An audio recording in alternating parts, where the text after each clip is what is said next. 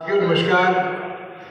जैसा कि आप सभी को मालूम है, आज हमारा परिवार का कार्यक्रम है 4 साहबजादों का बलिदान नमन कर रहा हिंदुस्तान। 4 साहबजादे कौन? देखिए, हम एक पूर्व की तस्वीर में आते हैं।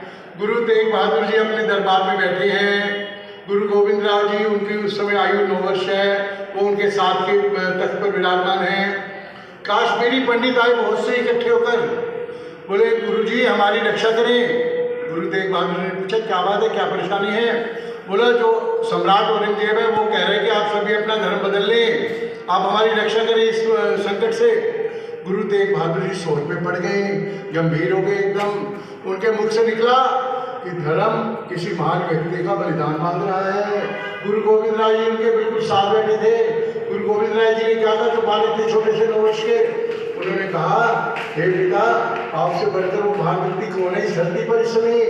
गुरु तेग बहादुर जी मुस्कुराए, उन्होंने गोविंद राय की पीठ पर दबाई, बोले तूने तो मेरी मुश्किल 1 मिनट में ही हल कर दी।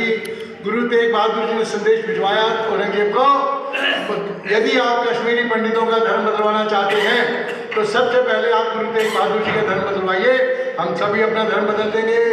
औरंगजेब खुश हो गया कि गुरु तेग बहादुर का धर्म बदलने से हजारों लाखों लोग मुसलमान बन जाएंगे। खुश हो गया वो। गुरु तेग बहादुर जी को दिल्ली बुलावा भेजा। वहाँ जैसा कि हम सभी को मालूम है, उन्हें अमानवीय यंत्रणाएं देकर उनको शहीद कर दिया गया। उसके बाद क्या हुआ, गुरु गोविंद राय जी को महसूस हुआ कि वैसे बात बनने वाली नहीं है। उससे पहले गुरु अर्जुन देव जी का बलिदान हुआ, उसके बाद गुरु तेग बहादुर जी का बलिदान हुआ।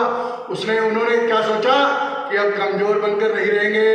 उन्होंने वैसाखी के पर्व पर माँ दुर्गा की उपासना करते हुए क्या किया, खालसा सम्मेलन बुलाया। 5 खालसे तैयार किए। कौन खालसे थे वो? जो अपनी जान हथेली पर रखकर हिंदू धर्म की रक्षा के लिए सदैव तत्पर रहेंगे।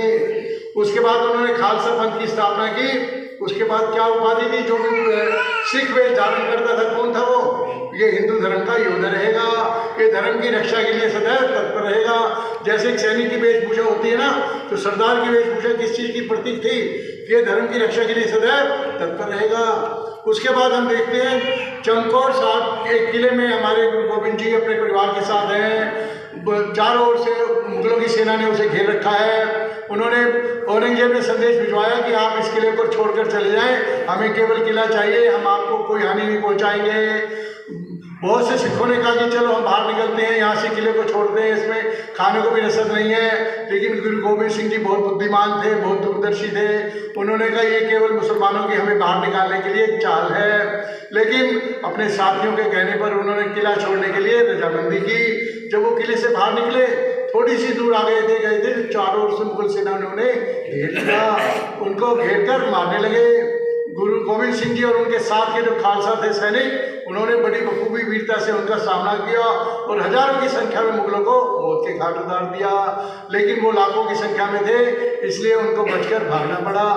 उस युद्ध में उनके 2 बड़े बेटे साहिबजादा अजीत सिंह, साहिबजादा जुझारू सिंह वीरगति को प्राप्त हुए। मात्र 17 वर्ष और 16 वर्ष की आयु थी उनकी। उसके बाद जैसा कि हमें पता लगता है, माता गुजरी के साथ 2 छोटे साहिबजादे फतेह सिंह और जोरावर सिंह, वो भी किसी भी तरह उन मुगलों की पकड़ में आ गए। उन्होंने उन पर भरपूर प्रयास किया उनसे उनका धर्म बदलवाने का, लेकिन इतिहास बताता है कि उन बच्चों ने इतनी निर्भीकता से उनको उत्तर दिया कि हम जान दे देंगे, लेकिन हम धर्म पर आँच नहीं आने देंगे। हम गुरु अर्जुन देव, गुरु तेग बहादुर, दशमेश पिता गुरु गोविंद सिंह के बच्चे हैं। हम इस आँख में उनकी आँख को कहीं भी पीठ पीका नहीं पड़ने देंगे। उसके बाद पूरे दुनिया के इतिहास में ऐसा कोई उदाहरण नहीं है। मात्र 5 वर्ष और 7 वर्ष की आयु के बच्चों को क्या आदेश दिया उनके काजी ने, फतवा जारी किया, इनको जिंदा दीवारों में चिन्हा दिया जाए। अब हम देखते हैं कि 5 वर्ष का बच्चा, 7 वर्ष का बच्चा, वो हंसते हुए मुस्कुरा रहे हैं दीवारों के अंदर। जो छोटा बच्चा है, जब उसका ईंट यहाँ तक आने लगी उसकी गर्दन तक, तो बड़े भाई की आंखों में आंसू आ गए। छोटे भाई ने पूछा क्या बात है, आप घबरा गए क्या? बोले नहीं भैया, मैं देख रहा हूँ कि आपका जन्म मेरे से बाद में हुआ है, लेकिन आप शहीद मेरे से पहले हो रहे हैं। शहीद होने का सौभाग्य आपको प्राप्त हुआ। देखिए कितनी महान वीरता थी उनकी। यानी आज हम हमारा परिवार के माध्यम से उन वीरों को नमन करते हैं और हम सभी आपसे भी अनुरोध करते हैं अपने बच्चों को परिवार में उन वीर बालकों का इतिहास बताएं। उसके बाद हम देखते हैं गुरु ग्रंथ साहब, उसकी अरदास की शुरुआत कैसी होती है? प्रथम भगवती सिमरिये गुरु नानक लगे ध्याये। यानी उसमें सबसे पहले माँ दुर्गा को स्मरते हैं, शक्ति की देवी माँ आप हम पर प्रणाम करें, फिर हम अपने शुभ कार्य की शुरुआत करते हैं। हमारे गुरु गोविंद सिंह ने किससे शक्ति मांगी? युद्ध में जा रहे हैं, क्या करें? देहु शिवावर मोहे शिव कर्मन ते कब हो न डरूं। शिव भगवान से शक्ति मांग रहे हैं। उन्होंने गोविंद रामायण की रचना की, उन्होंने उसके बाद आपकी कृष्ण भगवान का पूरा साहित्य लिखा। यानी गुरु गोविंद सिंह उनकी अपने गुरु ग्रंथ साहब की आरती आप नित्य प्रति देखते क्या है? गोपाल तेरा आरता नंदलाल तेरा आरता। हमारे किशन कन्हैया भगवान को सम्मान दे रहे हैं वो गुरु। मैं आज इस मंच के माध्यम से आपसे अनुरोध करता हूँ, हमारे जितने भी मंदिर बने उसमें गुरु गोविंद सिंह, अर्जुन देव, गुरु तेग बहादुर, इन चारों साहबजादों चित्र लगने चाहिए विशाल संख्या में।